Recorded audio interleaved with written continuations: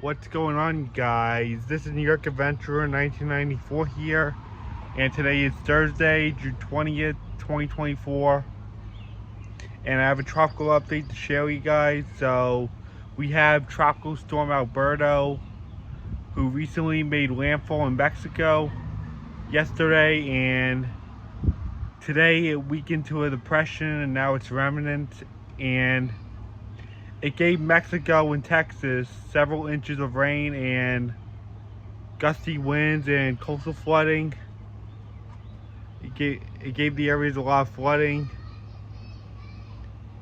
And they are now issuing its last advisory according to the National Hurricane Center. The storm is now at its remnants of 35 miles an hour sustained winds.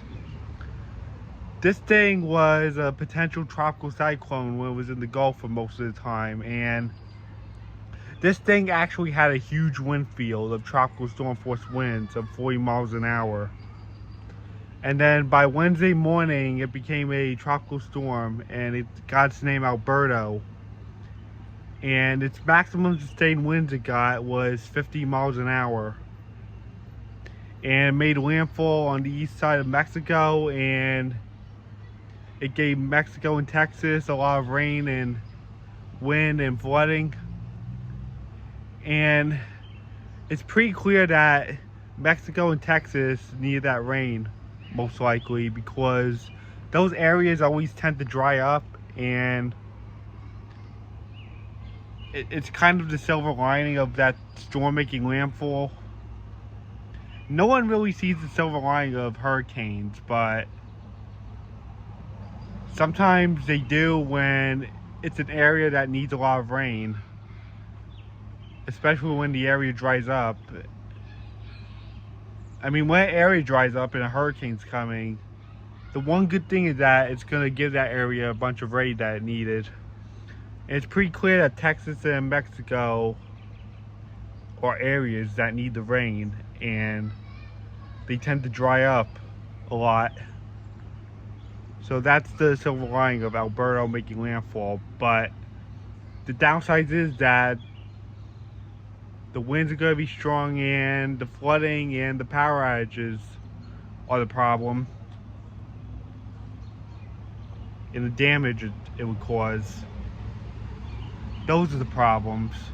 But now the thing is that it's remnants, and this is the last advisory. It had maximum sustained winds of 50 miles an hour, and it was a tropical storm.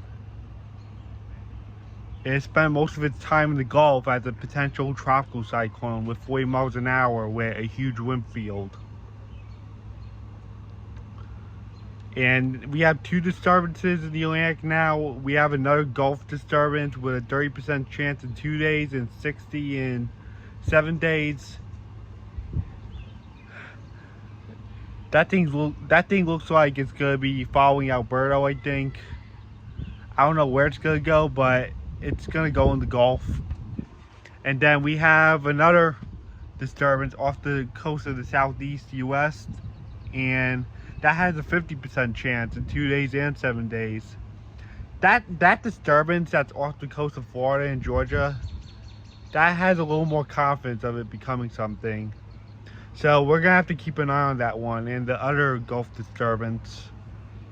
We're gonna have to keep an eye on these disturbances and see if they'll become something, and it's looking likely they will. So we really have to keep an eye on these things, and because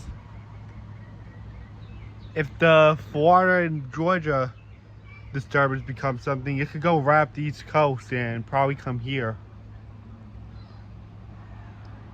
as a tropical storm or a depression. We'll have to see what happens. And I'm still going to be keeping an eye on the Gulf disturbance, especially because the Gulf waters are so warm, and once it gets to the Gulf, it will probably become more favorable of it becoming something.